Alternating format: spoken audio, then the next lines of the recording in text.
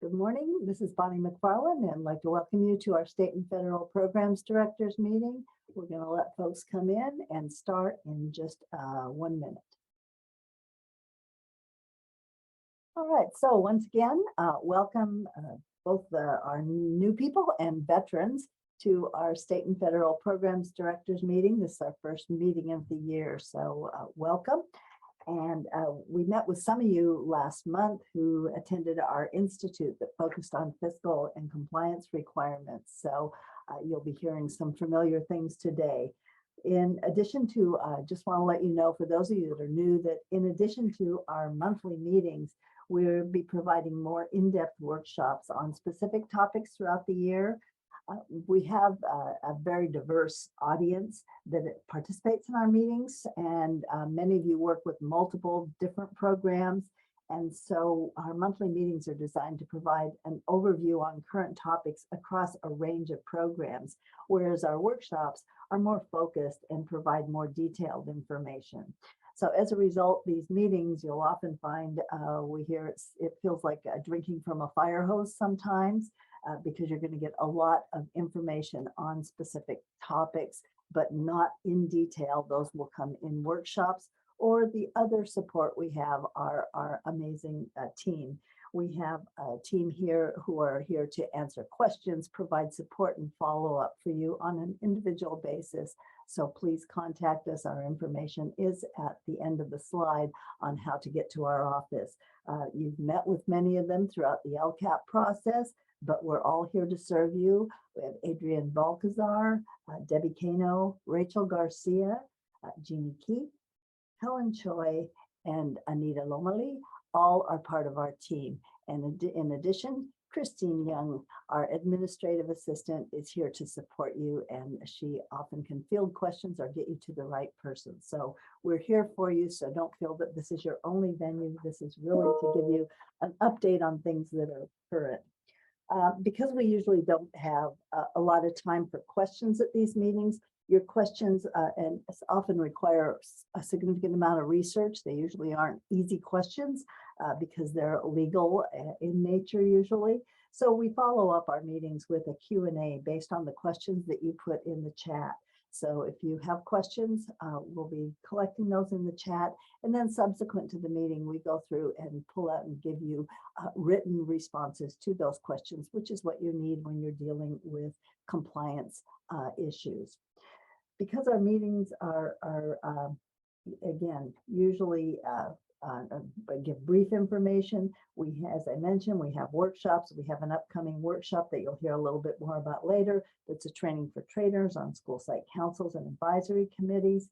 We also do an in-depth workshop on equitable services, sometime usually in the late winter and early spring. So there will be additional opportunities and as things come up throughout the year. And of course, LCAP is another area that we'll provide more in-depth information on. But let's take a look on the next slide at today's agenda, and it is a full one. Okay. It's especially full because we have a number of items that need to be in place at the beginning of the year. So we want to make sure you have them on your to-do list if you haven't addressed them already. We also have some important updates to alert you to. So first, we're going to take a look at federal funding, which is closing out. Some of your programs are coming to the closeout period in the next few weeks, and we want to give you some reminders and updates on things you need to make sure you're doing to make sure all those funds are accounted for. Next, we're going to look at some key required notification requirements that need to occur at the beginning of the year and make sure you have processes in place for those. We'll look at some school level activities that also need to be getting going at this time of the year. We're going to have an update to answer some of the questions we've been getting about the Educator Effectiveness Funds. And then Jeannie's going to provide us with an update on what should be happening with your LCAP process at this time of the year. And of course, we have our federal program monitoring update, and that really is our compliance update, things that everybody should be aware of for compliance at this time of year. And then finally, we have reminders and a number of updates to share. So you can see it's a very full agenda today. As I mentioned on the next slide, questions, if you put them in the chat, we'll monitor. If they're quick and easy ones, we'll try and get to those. But generally, we respond to them in the Q&A. So put your questions in the chat and we will collect them and research those and get back to you with clear answers. The Q&A document will be sent out to everyone who is on the webinar, and it can also be found, and the one from current and previous meetings can be found on our website. So with that, let's get started. And we're going to get started with some federal funding reminders because you have some programs that are coming to the end of their obligation period, and there are a number of steps that need to be taken to close that out to ensure the funds are fully obligated and you receive all the funding for each of those programs before the timeline. So let's take a look at what those programs are. First are the obligation period ends at September 30th. That's fast approaching. September 30th of this month is the end of the obligation period for all the following funds. So that's that first year ESSER and GEAR funding, ESSER 1 and GEAR funds. Those were allocated in 2020 under the original CARES Act. Remember, that was at the beginning of COVID. And those funds are coming to a close. They have come to the end of their period. And that includes those funds, as you recall, included the equitable services requirement. Those were the only ESSER funds that included that requirement, but those are part of that. Then you have 1920 Essa formula grant funds. And what that means is that's your Title 1, 2, 3, and 4, Part A of each of those programs. That's your basic formula grants for 1920. Those are all coming to the end of their obligation period on September 30th. Third is a 2021 Essa formula grant funds. So again, Title 1, 2, 3, and 4 funds for 2021 are also ending. So you have more programs than typically would be coming to a closeout. Finally, in addition to that, you have a special requirement for Title I. Title I requires obligation of at least 85% of your funds in the first year of the funding year. So 21-22 funds are impacted for Title I Part A, and those funds you need to show at least 85% expenditures by that date. So all of those programs are need to be sort of on the top of your radar right now. Let's take a look at why we have a deadline. Okay, most state programs don't have a deadline, so a lot of times business people aren't as familiar. You folks often are the keepers of the federal programs, and you're the ones who sometimes are most on top of this. Federal program funds remain available for 27 months. And from the time they were originally allocated. And actually, Congress had put in some safeguards for schools to give you a little bit more time, because Congress appropriates the funds usually earlier in the year, in the fall or spring. They appropriate the funds, so you get a sense of how much nationwide will be available. But they're aware that school districts don't get that money until school starts for the next year, which is July 1. So that's when the clock starts ticking for those federal funds. Then an additional amendment called the Tidings Amendment extends the funds for an additional year. So you have access to those funds for from July 1, when you first received them, to June 30th, and then for an additional year to the second June 30th. And then because the federal fiscal year ends on September 30th, LEAs have an additional 3 months to obligate those funds. So that's what gets you to that September 30th timeline and brings you to the 27 months. So that's how that all takes place. And if you have more questions on that, you can go to our institute. We spend a lot of time talking about this in our slides are posted for that. All right, so what you notice, we said 27 months, and you said, well, you said 27 months, but you said 1920 funds are still available. That's because you might recall during COVID, the U.S. Department of Education provided waivers to states to extend the obligation period. That happened in 1819, and those funds already expired, but now 1920 funds, which should have expired a year ago, we were given an extension, but now we've come to the end of that timeline. So that's why we have that additional time, when that ends September 30th. We recently heard CDE is in the talking stages about applying for perhaps a waiver, but it would be a waiver, it appears, of the liquidation period only. And there's really no indication that the feds at the U.S. Department would approve any kind of waiver, and it would still come after the fact. So we don't see this as perhaps being of a lot of help, even if it does go through, and that's really questionable. But we will definitely keep you posted if we hear any more on that. And it's unclear if that would have any impact on the Title I carryover. So it's awfully late for that to be happening, and I would definitely not put your eggs in that basket because it's definitely kind of in a rumor stage right now. All right, next slide. We want to look at, we talked about Title I carryover. And LEAs have to obligate at least 85% of your Title I carryover in the first year of the program. And so the deadline for obligating 21-22 funds is also September 30th. Now, unlike the other funding, the end of the period, this particular requirement does have a waiver possibility. State education agencies, which in our case is the California Department of Education, they have the authority to waive excess carryover for LEAs, but that authority is limited to once every 3 years. So if an LEA has had a waiver in that period of time, you're not eligible for a new waiver. So that would not apply, but there is a waiver process.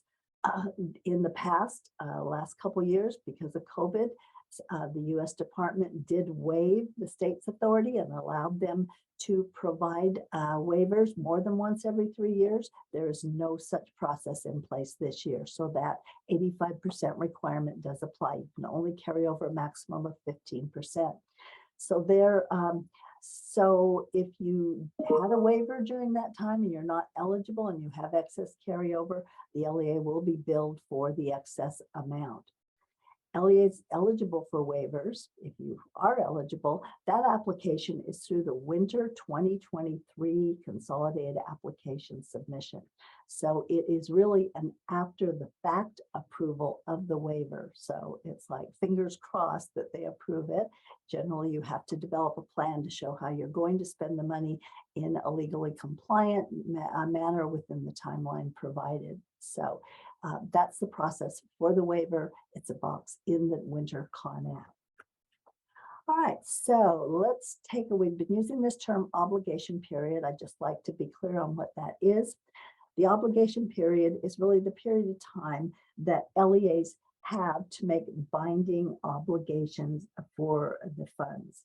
So and that means it's also referred to as the period of availability, the period of performance, but essentially it means you need a binding commitment that shows that those funds are obligated to be spent. That can be in the form of a contract or bills for services. But federal regulations actually define what constitutes an obligation, and it differs for various kinds of expenditures.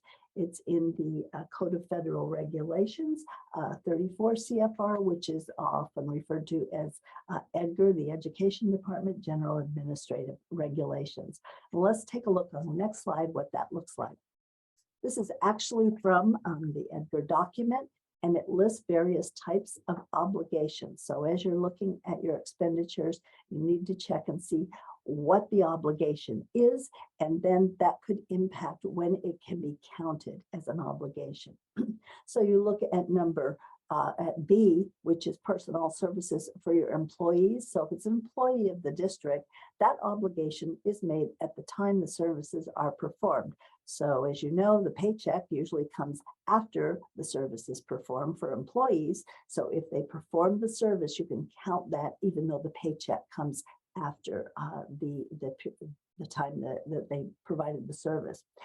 As opposed to C, which is a contractor. For a contractor, it's on the date that the grantee makes a binding written commitment to obtain the services. So that's your contract. So a contract must be in place that explicitly defines the timeline for provision of the services and ensures payment will be made in time to meet the liquidation requirements, which we'll talk about next.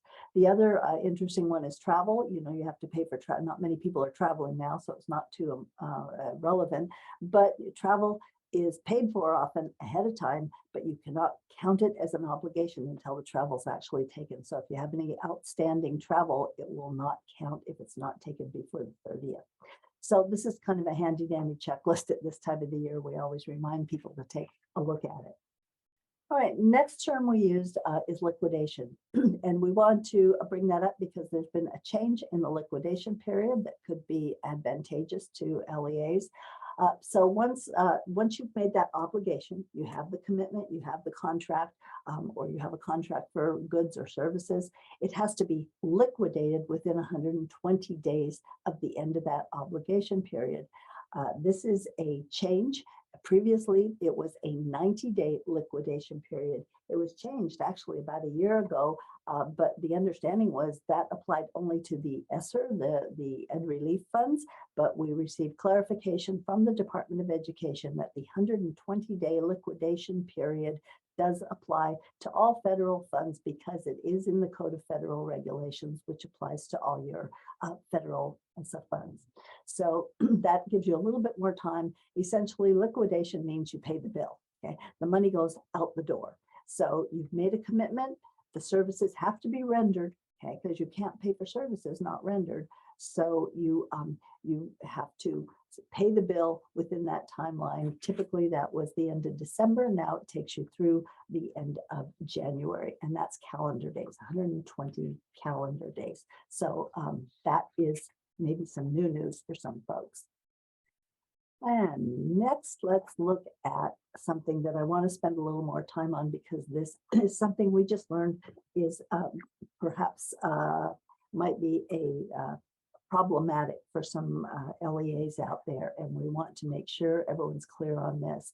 And often if you work in the program office, this might not be something that you work with on a regular basis or are familiar with, but you need to be in communication with your business office on this, because all federal Essa funds are subject to something called federal cash management, or it's referred to, the acronym is Cmdc. The reason for that is that LEAs are supposed to, which is you, local charters, districts, county offices, are not supposed to draw down federal money and sit on it.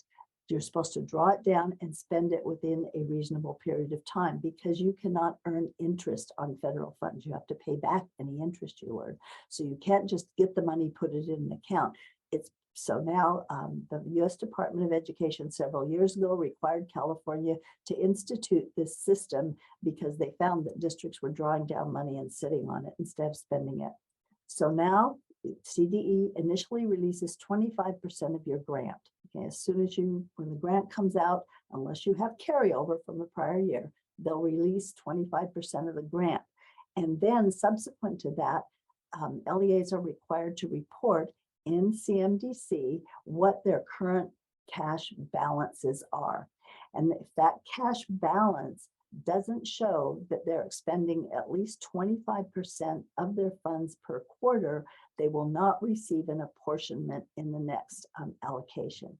When you go to the CDE website, if you look on the fiscal page, and we've taken you through those a few times, you can see how it shows where the apportionments are. And some of you may see that you've had no apportionments for a period of time. And that could be that you're not spending down the funds, it's not being reported, or that you have remaining carryover. The important thing is that that needs to be reported.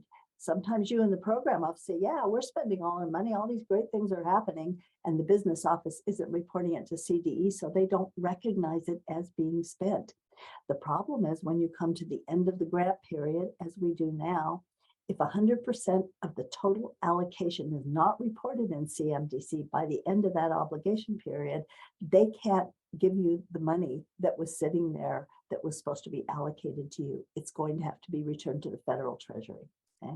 So it's important that that Cmdc be correct. So we have been notified that a lot of districts, actually throughout the state, but we know we're focused on LA County, that you have expiring funds 1920 and 2021 funds that have not been reported in CMDC, and therefore you have not been paid for those funds. Right?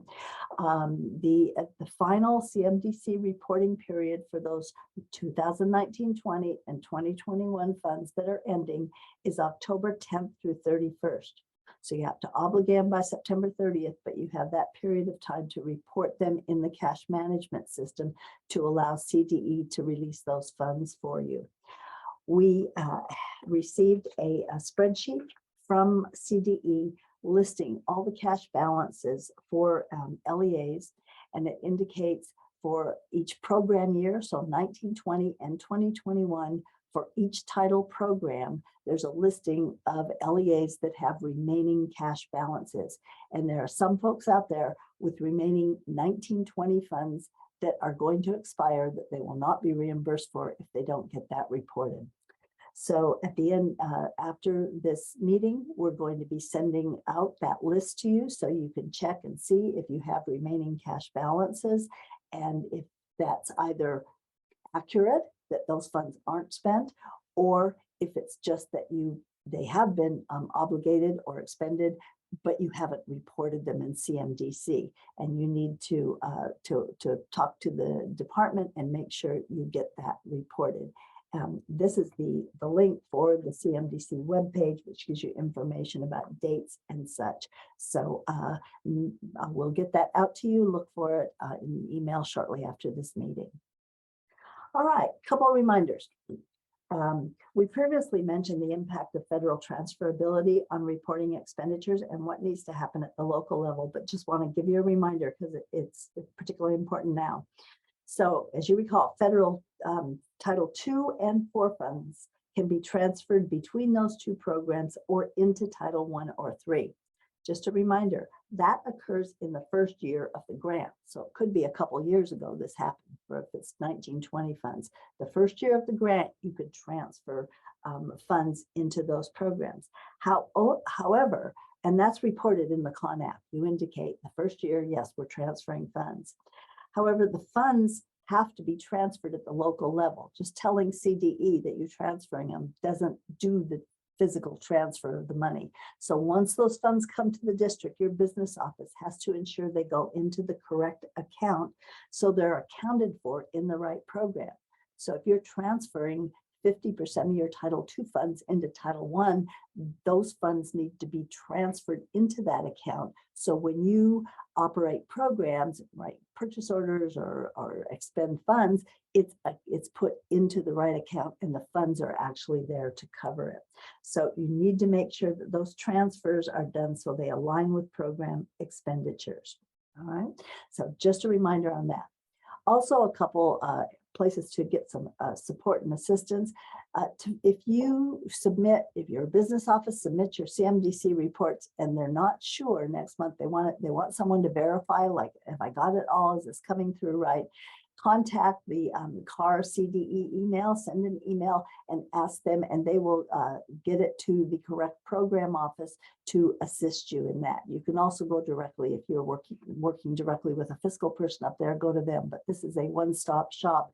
Say, I'd like someone to check to make sure I've correctly reported in CMDC all my funds. Essa and Gear reporting is done through a separate reporting that isn't listed there. It's the Essa and Gear reporting. So it's not done through CMDC, but information on Essa and Gear reporting can be found. There's a very helpful page. It's called Federal Stimulus Annual Reporting Help Page. And you'll find that page, that link to that page there for information. And any questions about Essa and Gear, you need to contact the Ed Relief Funds office at that email for assistance and support on that.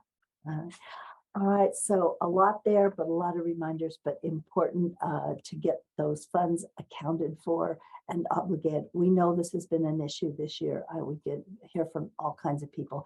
Essa and Gear funds, because of their timeline, in some cases, budget offices have transferred funds, and so now your title fund sources are not being spent. And we're hearing from many districts that are in this place. And unfortunately, those COVID waivers are just not there right now. So it is important to look at how you can appropriately obligate those funds, and you do have a little more time now to liquidate them. So hope that's helpful. Give us a call or contact your CDE fiscal folks for any assistance. All right. And now I'm going to turn it over to Rachel, who's going to talk about required notifications. Thank you, Bonnie. Good morning, everyone. So as Bonnie mentioned, in this section, we're going to be taking a look at a few of the required notifications that LEAs are responsible for. Next slide, please. So one of the required notifications is the Uniform Complaint Procedures Annual Notice, and LEAs are required to annually notify in writing its educational partners of their UCP process.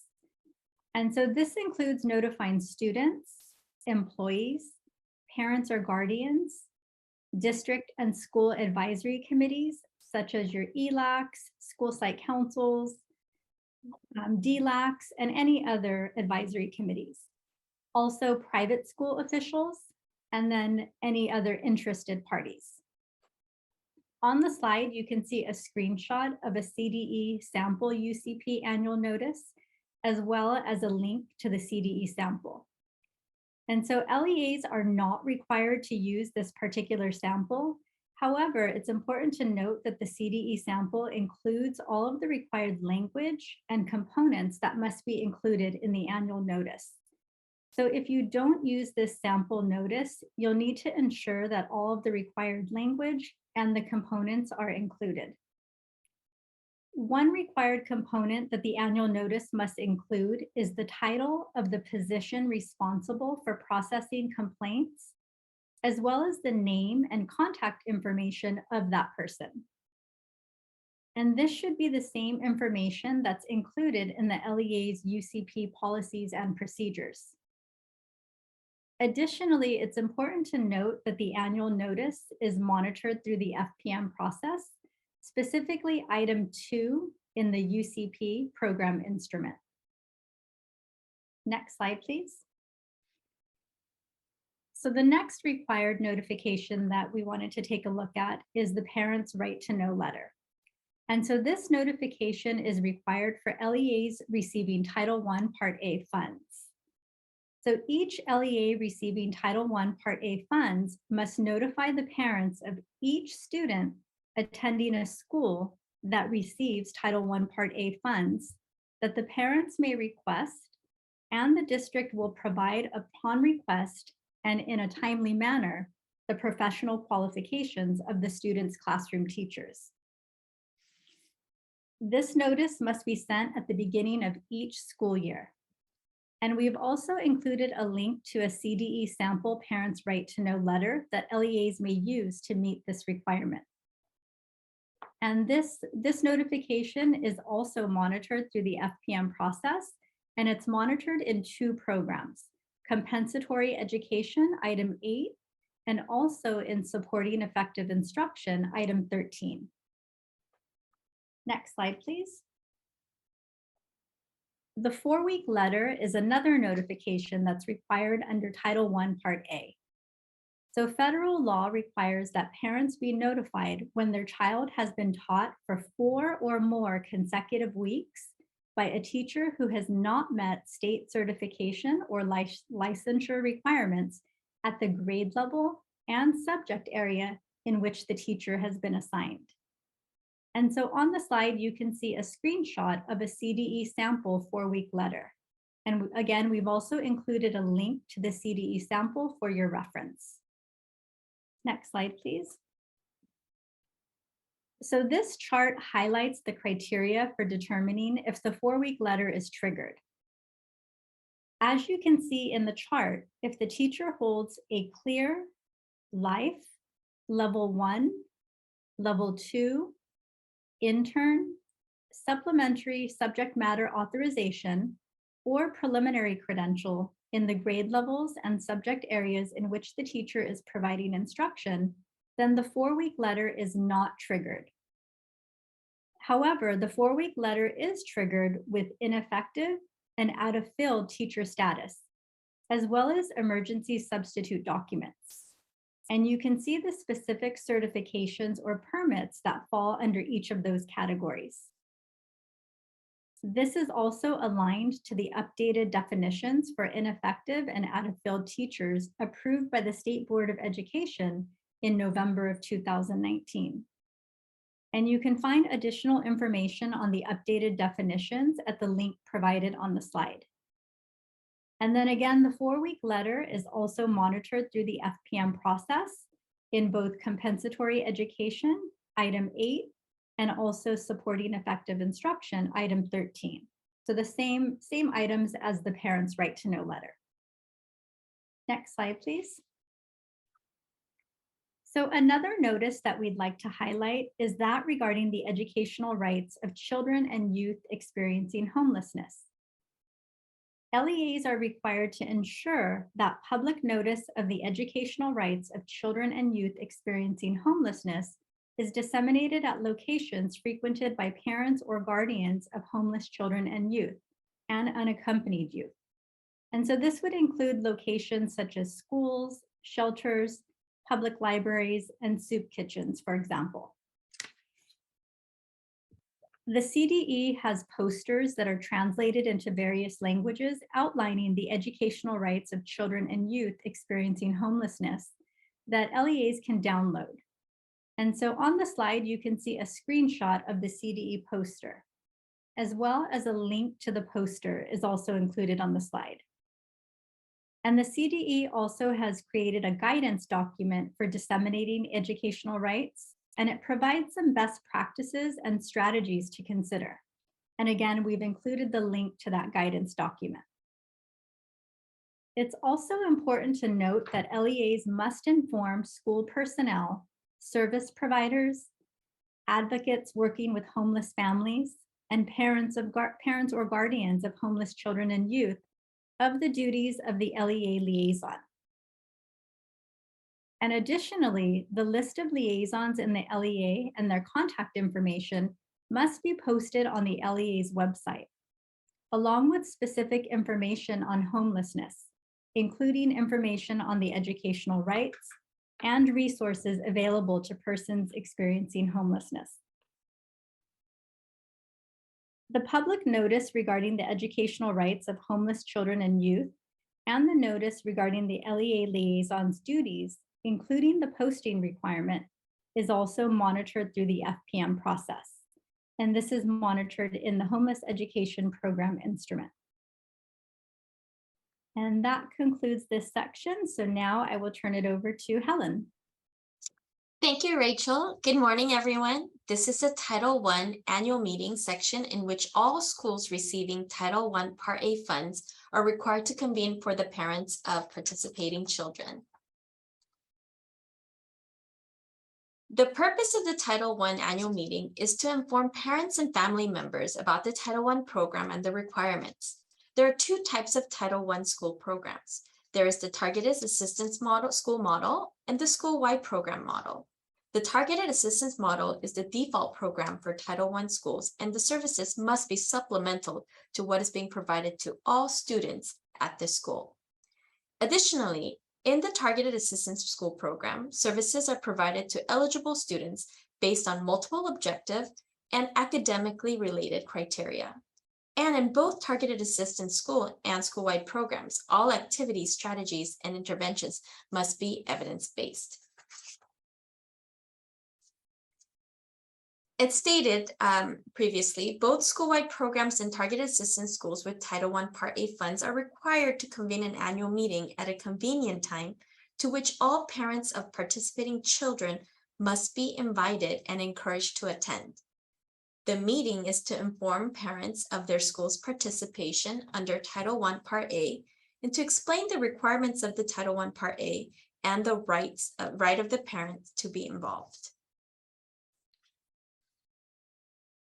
During this meeting, you're required to provide what participation in Title I program means, including a description and explanation of the school's curriculum, information on academic assessment used to measure student progress, the proficiency levels students that are expected to meet, district parental involvement policy, school parental involvement policy, and school parent compact, and the right of parent to become involved in the program and the ways to do so. And also explain to the parents that they have the right to request opportunities for regular meetings for parents to formulate suggestions and to participate in decisions about the education of their children. And the school must respond to such suggestions as soon as practically possible. Included in the resources shared today is a sample Title I annual parent meeting presentation for your use, credited in part to LA Unified School District. Here's a little peek at the sample presentation. Please note that the presentation will vary between school-wide programs and target assistance schools. Here are a few sample slides from the presentation. This is a sample presentation overview. Please note that it should be either school-wide or target assistance depending on the school's program, and be sure to state the purpose of Title I. Also, provide and share schools 22-23 Title I ranking and the 22-23 Title I allocations. And please share what makes up Title I family activities. As you can see here, Ssc and Spsa are an important part of school-wide programs, and sharing that information with parents is crucial in developing and monitoring the Spsa. And this last slide, as shown on the slide, CDE recommends the 7-step process in developing and annually reviewing your school's plan, which includes analyzing student achievement data, measuring the effectiveness of your current strategies, and monitoring the implementations of the school's plan. The full sample presentation is shared with you in our resources and should be customized to meet the needs of your school. And now I'll turn it over to Debbie. Thank you, Helen. Okay, so as Bonnie mentioned, this is an overview of the school site council and advisory committees. So this isn't a full training, but an overview. So your district may have all of these buttoned down and operating smoothly, but if you are unsure of that, we're going to give you information to consider and to go investigate to be sure that your district is in compliance with these requirements. Next slide, please. Both SSC and ELAC have composition requirements. For SSC, you'll need a principal or designee, teachers and school staff members, and the parent and community members.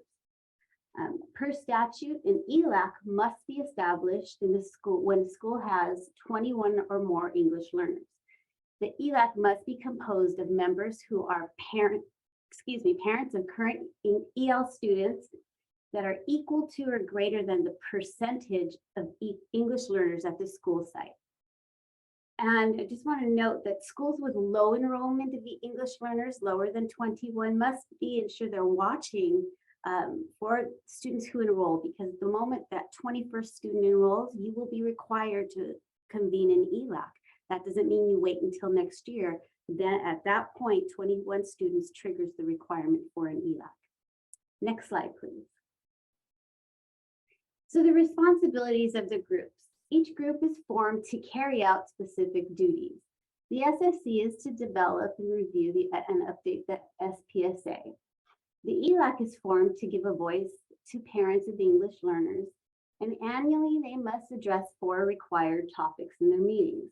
They must advise the principal on the plan for EL students, and this should to be shared with the SSC for consideration and inclusion in the SPSA. They're to assist in developing and revising the school-wide needs assessment. They're also, the required topic is to make parents aware of the importance of regular school attendance, and they are supposed to elect at least one member, the ELAC, to attend DLAC meetings.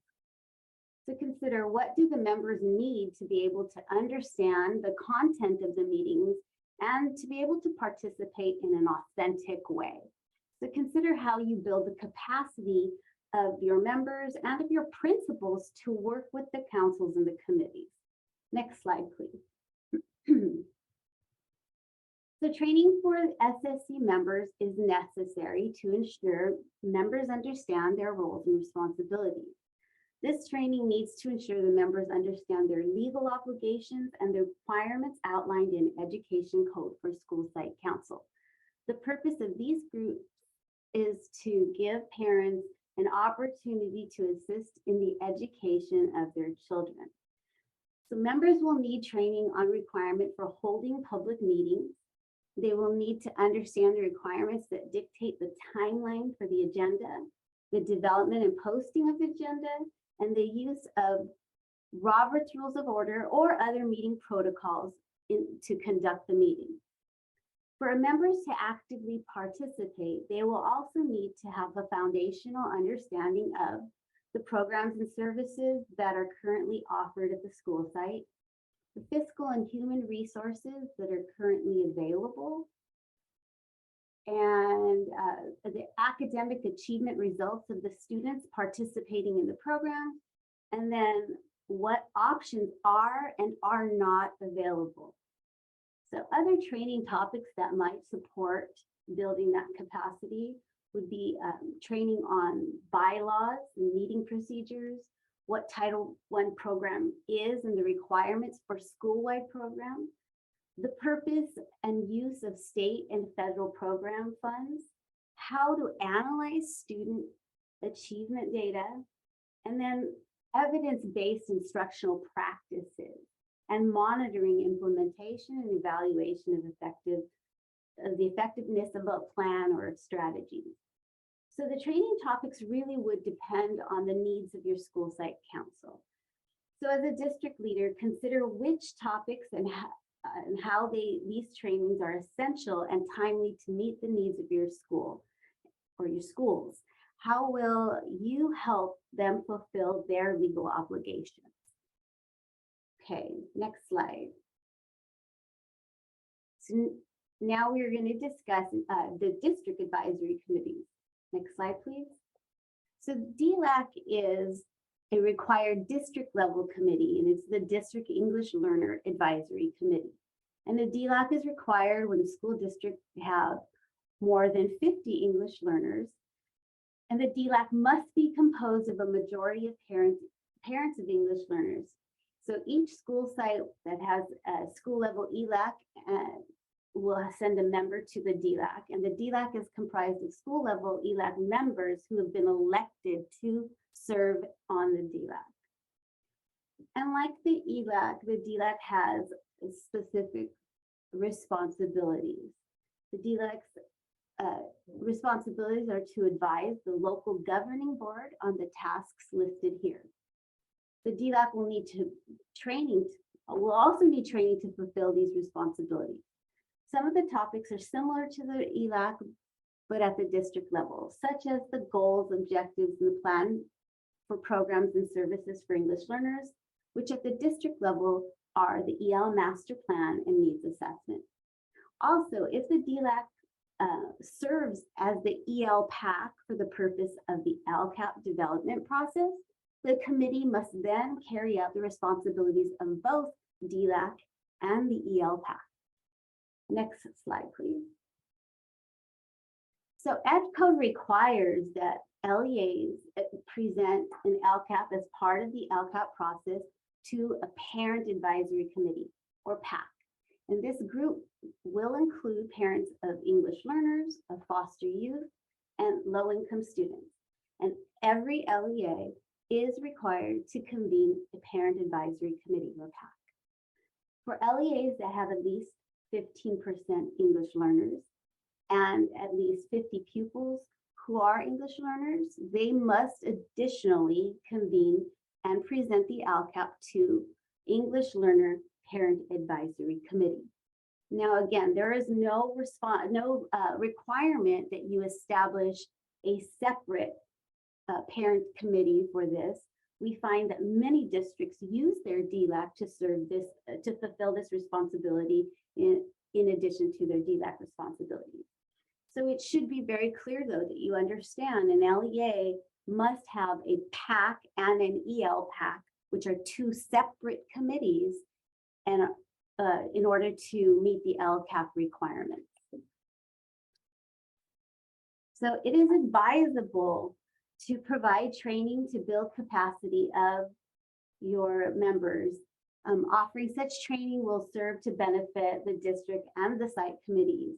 Example of the trainings are needs assessments, English learner program options and services, the EL roadmap, reclassification criteria and procedures, and the LCAP process. Next slide. Part of both processes for the SPSA and LCAP is the cycle of continuous improvement. It is vital to planning for students. And as you reflect on the cycle of continuous improvement in development of the SPSA or the LCAP, consider these questions to sustain continuous improvement and effectively address inequities in student supports and outcomes. So which of these while these are required groups, the better that they understand their roles, the more authentic the input from your educational partners. Working through the process, it makes it easier than working in isolation. So if you're the person tasked with writing the LCAP, when you work with your educational partners and get their input, it's much easier to write your LCAP rather than doing that in isolation. Okay, next slide. And finally, we will be hosting an SSC and SPSA virtual two-part workshop. So part 1 will be on October 11th and part 2, October 13th. And here we'll go into much more depth and training. You should have already received a flyer to register, but you can also register by hovering your phone or device over this QR code. And now I'm going to turn it over to Anita for time and effort training. Hello, everyone. It's nice to see so many familiar names with us today. Next up, like Debbie said, we have time and effort reporting. When is an LEA required to implement time and effort reporting, you ask?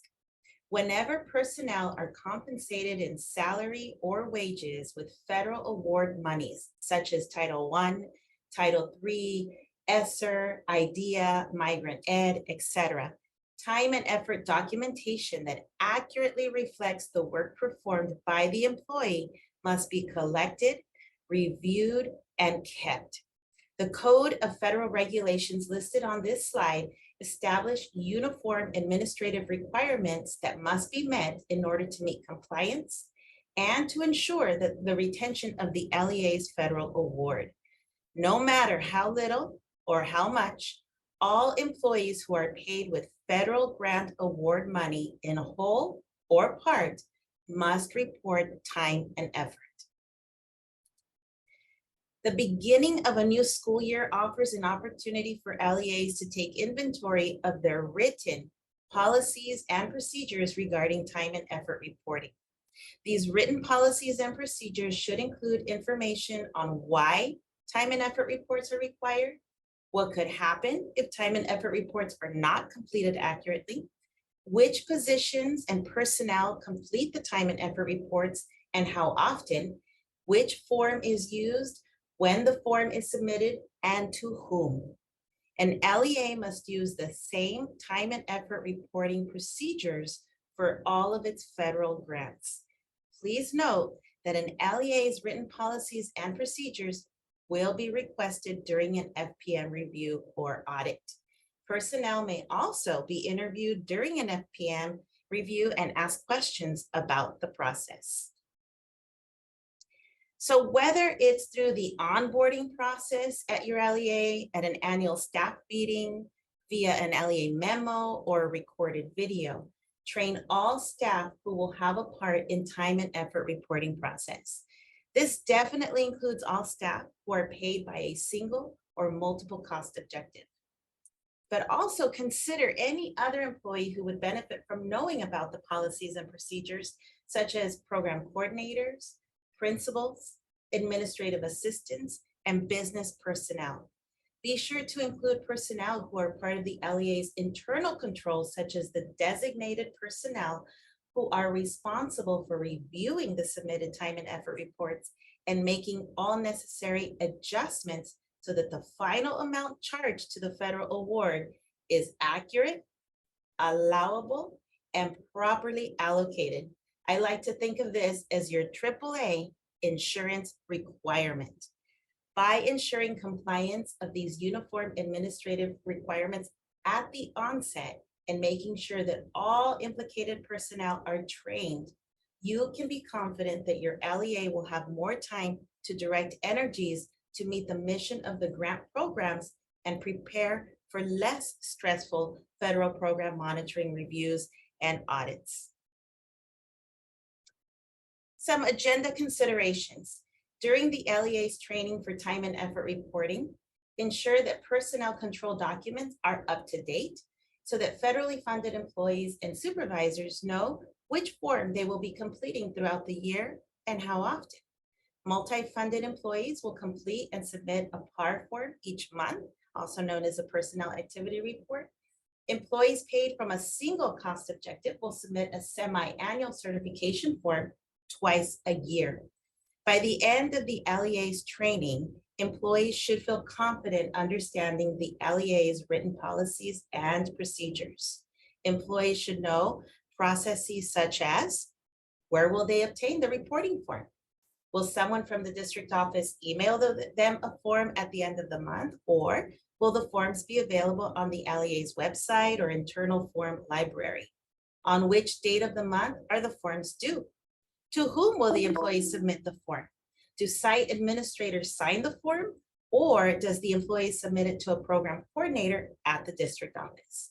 Perhaps, depending on the size of the LEA or the number of federal programs being implemented, a flow chart that informs personnel of the process could be helpful. And as we close out the topic of training for your LEA's federally funded employees and any personnel involved throughout the process for time and effort reporting, here are some additional resources should you require or desire additional information. The first two resources listed are extensive but noteworthy. The third resource shown here with a red star is a LACO publication developed by the LCAP-State and Federal Program Unit that offers the busy professional a concise and helpful reference for time and effort reporting for federal grants. And as always, please know that your legal team is available to support you. Take it away, Rachel. Thank you, Anita.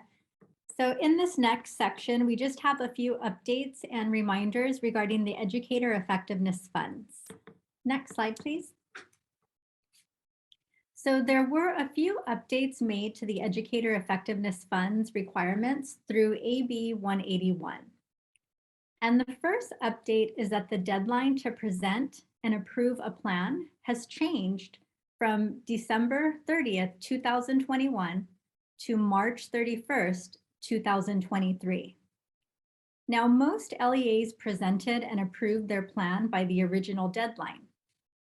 But if for some reason this did not occur, LEAs now have until March 31st, 2023. Now, CDE also clarified that another board approval is not required if there are no changes to the original plan. However, if there are revisions to the plan, LEAs should follow the same process that was initially followed. So presenting the plan in a public meeting and then adopting the plan or the revised plan in a subsequent public meeting of the governing board or body. The second update is regarding the allowable uses. Previously, there were 10 allowable uses, but now there are 11. Assembly Bill 181 added a new allowable use, which is strategies to improve beginning teacher retention and support through teacher induction programs. And for additional information on all 11 allowable uses, we've included the link to the CDE's Educator Effectiveness webpage at the bottom of the slide. Next slide, please. So one important thing to note regarding the plan deadline change is that LEAs could receive an audit finding for not meeting the original plan deadline. And CDE has indicated that if an audit finding is received, they will reach out to the LEA requesting corrective action to resolve the finding. To resolve the finding, LEAs would need to provide evidence of presenting and adopting the plan in 2 separate public meetings by March 31st, 2023. And such evidence would include separate meeting agendas for both the presentation and the adoption of the plan, as well as meeting minutes showing board approval of the plan. As a reminder, an annual data and expenditure report will be due each year on or before September 30th, with the first annual report due at the end of this month. And a final expenditure report will need to be submitted on or before September 30th, 2026. The CDE hosted a reporting technical assistance webinar on August 30th, 2022, to walk LEAs through the reporting process for this first annual report. If you were not able to participate in that webinar, it is posted on the CDE website, and we've included a link to the recording on the slide. Additionally, we've included links to the Educator Effectiveness Fund's home webpage and the annual reports webpage. You can access the annual reporting template as well as the online reporting database on either of these 2 web pages. Next slide, please. So here are just a few reminders that were provided by the CDE at their Reporting Technical Assistance webinar. The first is that this first annual report will only include the 10 allowable use categories, and next year's annual report will include the 11 categories. You can see a screenshot of the 10 categories at the top right side of the slide. The next reminder is that you want to be sure that you don't double count categories. And the example that the CDE provided is with coaches and mentors, as they received several questions on where this would go in the annual report. They shared that coaches and mentors could go in either the services and purchase section under staffing, salaries, and benefits, which you can see in the second screenshot, or they could go in the coaching and mentoring section. But it should not be included in both sections, because then it would be double counted in the totals. So that's a really important reminder. The final reminder is that if the LEA did not spend any educator effectiveness funds for 2021-22, then you would just select no for each of the 10 categories. It will then take you to a final summary screen, where you will then need to explain why funds were not spent and when they will be spent. And you can see that in the last screenshot at the bottom of the slide. So for additional details regarding the first annual report that's due at the end of this month, you can again refer to the technical assistance webinar recording, and the link was provided on the previous slide. And so that concludes this section. I will now turn it over to Jeannie. Thank you, Rachel. Good morning, everyone. This next section addresses the 22-23 LCAP, and we wanted to provide an update first regarding communication that was sent to board presidents regarding LACO's review of the district LCAP and adopted budget for the fiscal year 22-23. This letter included the formal notification of LCAP approval and the results of the review of the adopted budget. So based on the approval that was indicated in the formal notification, our eLCAP system will be updating the status in the system that currently displays as authorized to reflect the formal approval status. And you will shortly see in the LCAP, in the eLCAP, the status of approved, now that the formal communication has occurred with each of the LA County districts. So kudos on your LCAP approval. And we'd like to say we really appreciate the partnership that we've had with LCAP leads and fiscal offices to complete the review of the 22-23 LCAP. And now we'll shift to the work of putting in place the timeline for the 22-23 LCAP process. So today I'm going to share an overview of a support document that provides a suggested timeline for the 22-23 LCAP process. This document is included with our resources for today. And the timeline is offered to assist an LEA in mapping out and following a process that is efficient, meaningful, and aligned to the real work of the district. Putting a process in place can ensure that your LCAP is straightforward and comprehensible for educational partners, reflects really what is occurring across the district, and is efficient for staff to complete while meeting all approval requirements. The timeline offered is presented in 3 sections or trimesters, one for fall, another for winter/spring, and the last phase for the final development of the plan for the 23-24 school year is the spring trimester. So let's take a look on the next slide at the timeline and how it's organized.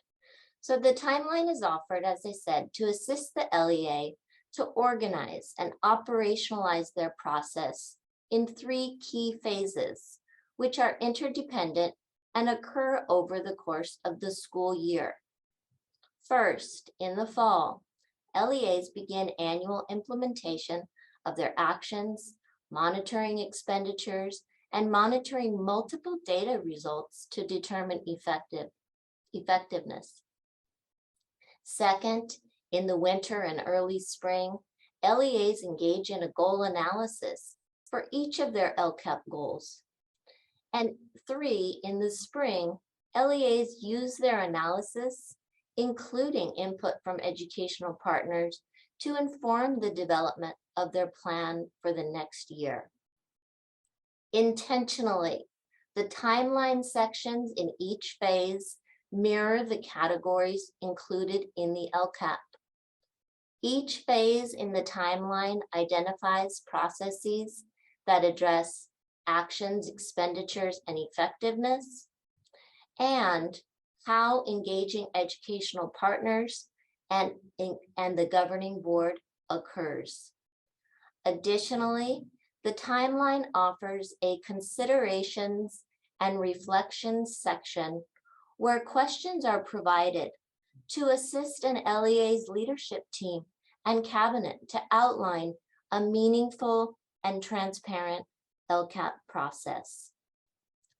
Let's go to the next slide, please.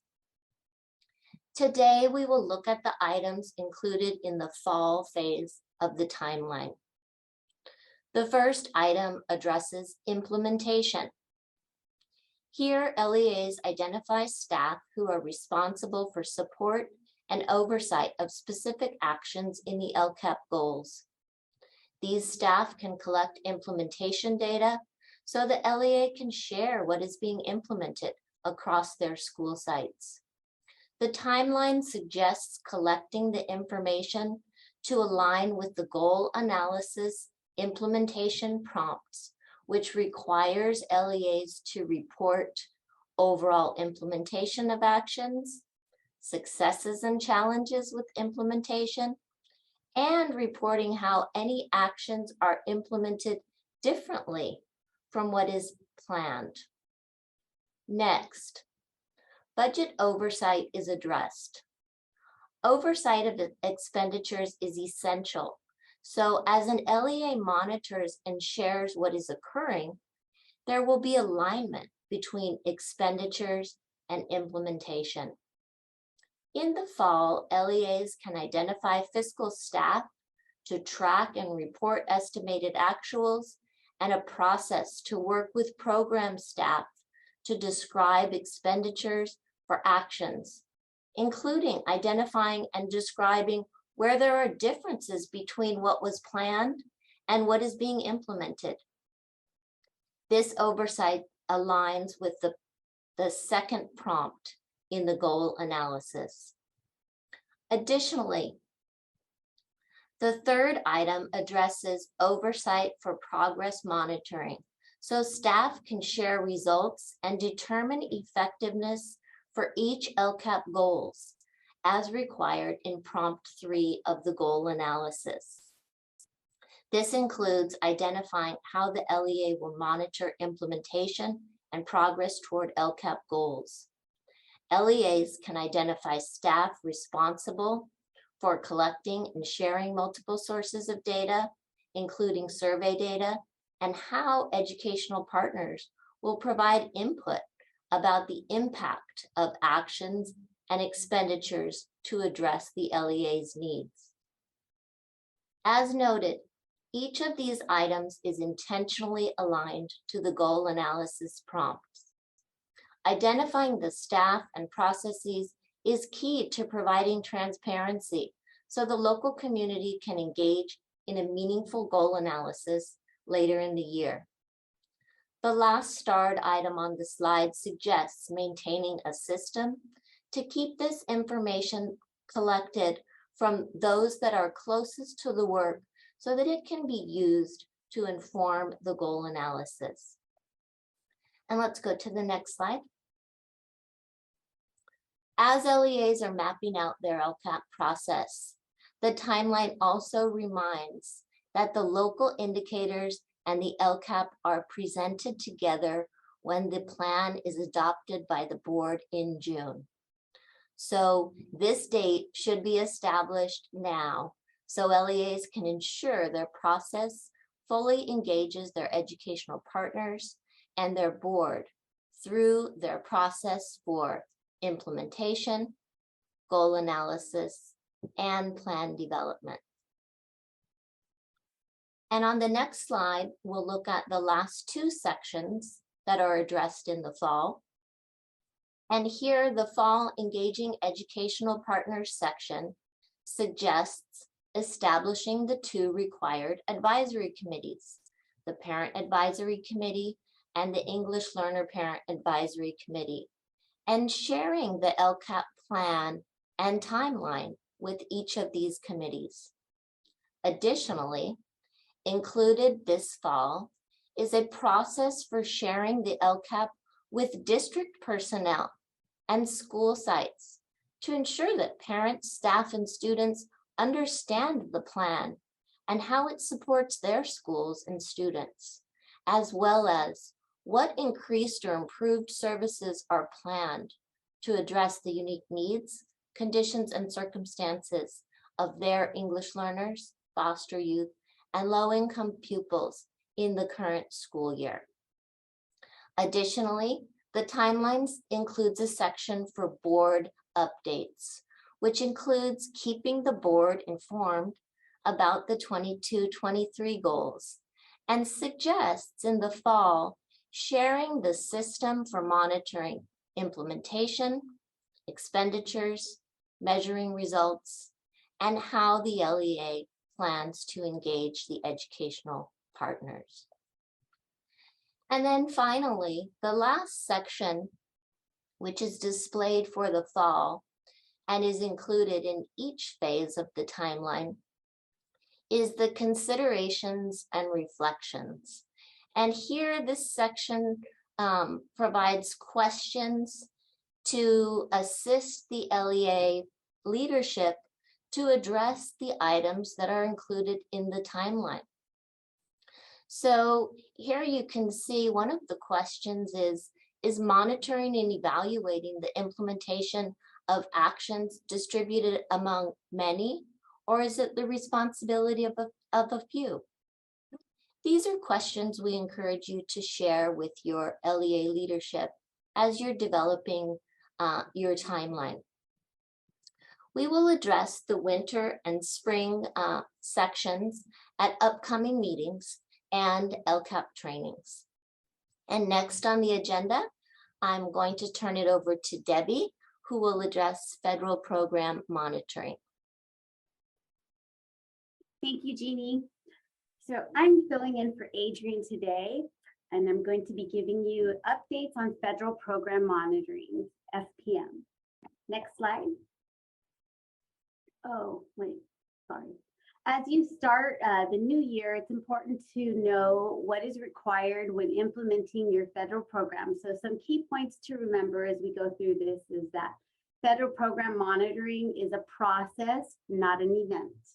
And whether you are being reviewed or not, the LEA has the responsibility to meet all federal requirements in developing and implementing programs that are compliant. The state has a responsibility to monitor the LEA. And using the FPM instrument to help you evaluate or revise your system is a good way to ensure that you are operating in compliance. So here on this screen here is the FPM cycle schedule by school year. And as shown for each LEA, the cycle is every 2 years, either online or on-site. All of the LEAs in the state are placed in one of 4 groups or cohorts. They're A, B, C, and D. So for the 22-23 school year, cycle A is up for on-site review and cycle C is up for online review. Next slide, please. So this year's LEAs and charters that have been selected are highlighted here in yellow. You can also see how the state groups LEAs by region. You notice like for Antelope Valley ELAs or Whittier's LEAs, they're grouped. Next slide, please. The table shown here identify the components of the FPM review within each of the different formats, online and on-site, in regard to face-to-face FPM review activities. So if you are selected for an online review, you will be uploading your program evidence in this California monitoring tool, which is also called the CMT. This is CDE's system to house the evidence for review. If you are selected for an on-site review, in addition to uploading the evidence to the CMT, you will also be participating in an entrance meeting, employee interviews, the Ssc, ELAC, and DLAC advisory committee interviews, and an exit meeting. Next slide. And here are the programs for the 22-23 FPM reviews that an LEA may be selected for review. So I want to point out that for this year, the Early Learning and Care Program instrument has been renamed to Early Education Division or EED. And you might also notice that the fiscal monitoring instrument is actually missing. But this is intentional because the fiscal review team are reviewing the federal stimulus monitoring or the CARES Act. Next slide, please. And lastly, the CDE provided a virtual FPM training this past August 2nd through 5th. And all of the resources and materials for the FPM can be found in the CDE's box at this link on the screen. We want to encourage everyone to follow the link to access all the presentations and resource materials. And in the box, you will also find the most up-to-date FPM information. And also I want to mention that on September 27th, there will be another training on CMT, which is the California monitoring tool that all districts and charters will use when uploading their evidence during the FPM review. So now I'm going to turn it over to Rachel for some additional reminders. Thank you, Debbie. So in this last section, we just have a few additional reminders that we wanted to leave you with. And so the first is regarding Title I comparability of services. So as a reminder, LEAs receiving Title I Part A funds must demonstrate that all schools are providing comparable services using state and local funds. And keep in mind, this is a prerequisite for receiving Title I Part A funds. The purpose of the comparability requirement is to ensure that LEAs provide at least the same amount of funding to schools receiving Title I funds as they do to non-Title I schools. Comparability is determined on a school-by-school basis, and the calculation is made at the district level. Comparability calculations must be completed annually and in a timely manner to ensure that all schools are in a comparable position, allow the LEA to make necessary adjustments with the least amount of disruption, and also to avoid the loss of Title I Part A funding. Next slide, please. To meet comparability requirements, LEAs must file a written assurance with the state educational agency that the LEA has established and implemented three things: an LEA-wide salary schedule, a policy to ensure equivalence among schools in teachers, administrators, and other staff, and also a policy to ensure equivalence among schools in the provision of curriculum materials and instructional supplies. LEAs file this written assurance through the completion and submission of the certification of assurances in the spring CONAP. LEAs must also develop procedures for compliance with comparability requirements and maintain records demonstrating that comparability calculations are conducted on an annual basis. Also, LEAs must confirm that the student to full-time equivalent teacher ratios fall within a reasonable variance. And in California, this has been determined to be a 30% variance. The CDE has developed comparability calculation forms to assist LEAs with this process. And the calculation forms, instructions, as well as other information and resources related to comparability can be accessed on the CDE website at the link provided at the bottom of the slide. And lastly, the CDE recommends that LEAs complete comparability calculations and make any necessary adjustments in staffing by October 31st of each year. It's also important to note that the comparability calculation forms do not get submitted to the CDE, but LEAs must keep them on file in case they are ever requested, such as during an FPM review. Next slide, please. So the next reminder is regarding the Title III annual survey. And the reporting window is currently open for these annual online surveys, and the deadline is October 15th. These annual online surveys are required under Essa for Title III English Learner Program subgrantees, as well as Title III Immigrant Student Program subgrantees. So if an LEA receives both Title III English Learner Program funds and Title III Immigrant Student Program funds, then the LEA is required to complete both surveys. For the Title III English Learner Program, the survey questions relate to the implementation of language instruction programs in the LEA during the 2021-22 school year, regardless of whether Title III funds were used. And the person assigned to oversee the Title III language instruction programs in the LEA should be the person completing the survey. For the Title III Immigrant Student Program, the survey consists of 2 questions regarding the Title III funded activities in which immigrant students in the LEA participated during the 2021-22 school year. And again, the person who oversees the LEA's Title III Immigrant Student Services should be the one completing the survey. The links to the online reporting web pages for both programs are included on the slide. A letter and as well as a pin to complete the online report was sent to superintendents from the CDE at the end of August. Next slide, please. So another reminder is regarding the 15% translation requirement.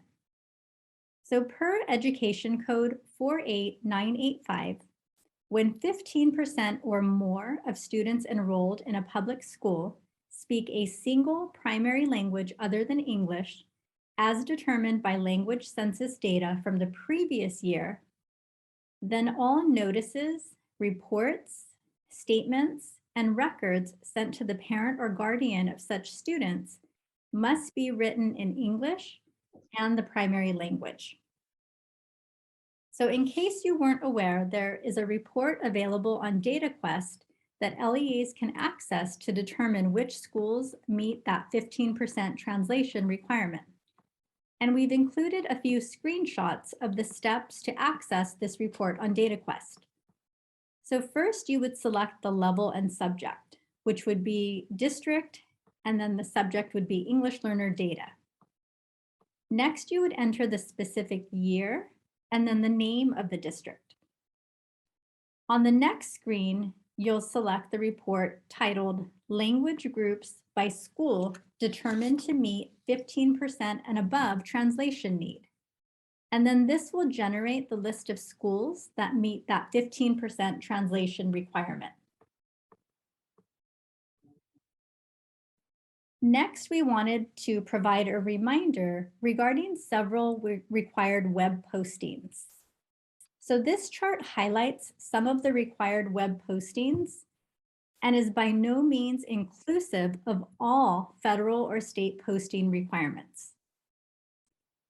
The chart includes a brief description as well as a link to the specific education code or reference document where you can find more information on the posting requirement. And for your reference, we've also included the chart as a separate document with today's resources. So as noted in the chart, LEAs are required to post the following on their website: the LCAP and the LCAP Federal Addendum, the Safe Return to In-Person and Continuity of Services Plan, the ESSER 3 Expenditure Plan, and the Expanded Learning Opportunities Plan, also known as the ELOP Plan.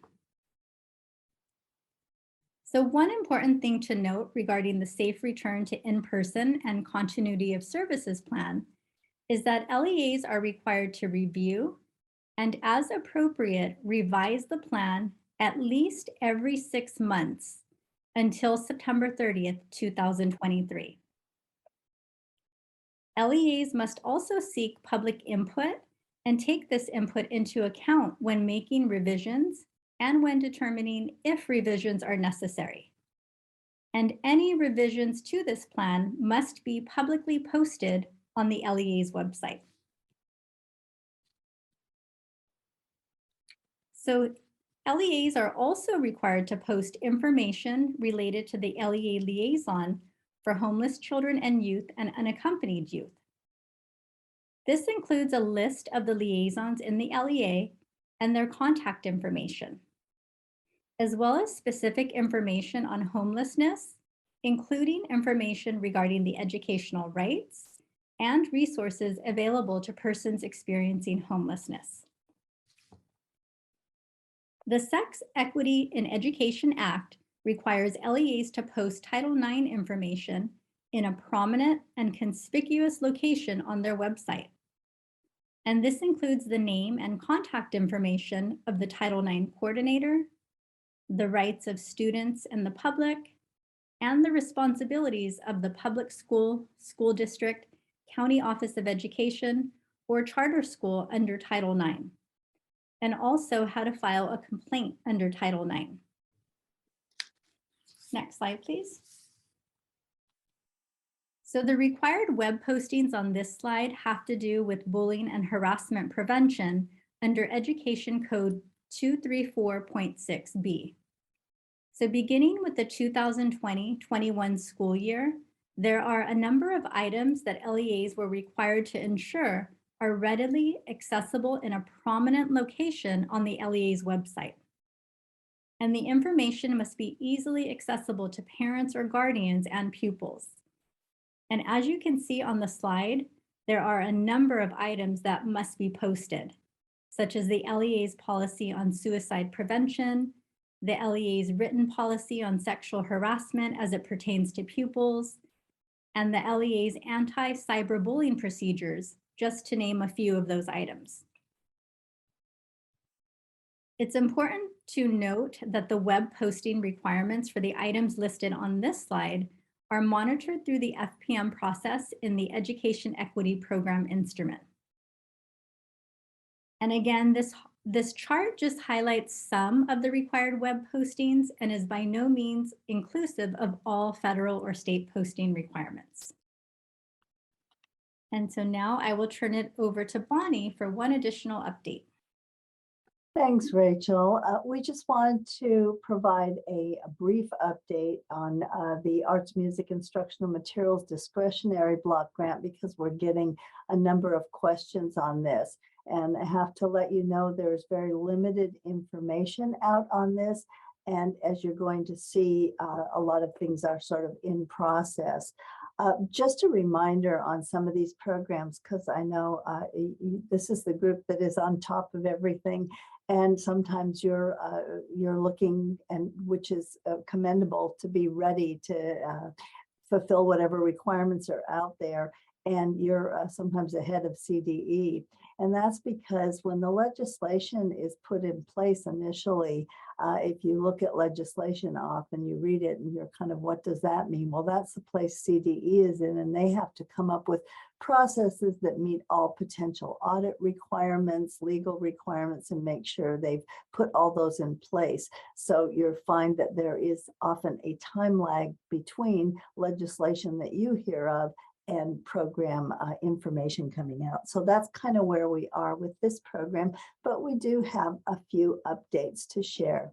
First of all, the language of the bill, it was the CDE reinforced the fact that it requires LEAs to discuss and receive approval of their plans to expend the funds in a regularly scheduled public meeting of their governing board or body. Okay, that's all they've said so far on that requirement, but there will be an approval required. And the other addition is that the plans need to be approved by the local board prior to expending the funds. Now, the funds currently are anticipated to be released initially in December with a 50% allocation and the other 50% in May of 2023. So funds will not be posted and available until December. But once you receive those funds, prior to spending them, that's when the plan needs to be approved by your local board. Now, CDE is considering at this time developing a template. So based on that, you can see that they are in the very beginning stages of those conversations. So a template we anticipate may be forthcoming, likely will be. They're discussing it, but nothing is out yet in terms of a template.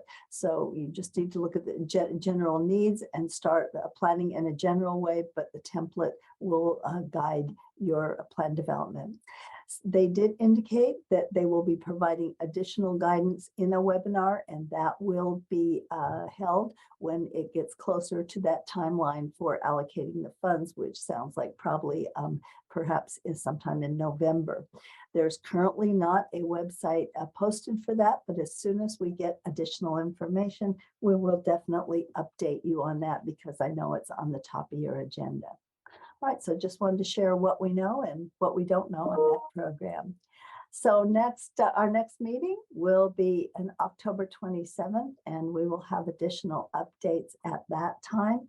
We have been monitoring your questions in the chat and picked off the easy ones. And as usual, you don't ask easy questions.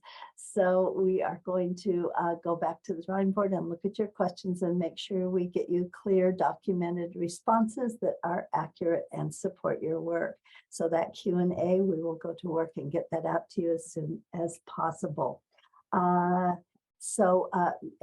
we've mentioned before, we are here for you. Here are links to our web pages, and if you can contact any of us, but if you need an immediate response, go to our SFP LACO email, send an email, and we will get a response to you as soon as possible for your questions. And also the phone number is there. That's our general number. And our Christine will get you to one of our coordinators as soon as possible to support you. So we're here for you. We're not going away until October, but we will see you again in October. And also we do have our meeting, our trainer of trainers for School Site Council. That flyer went out. If you didn't get it, we have it on our website, or certainly contact us for information. Thank you so much. Always a pleasure to see your names out there. Stay in touch with us and take care. We'll see you in October.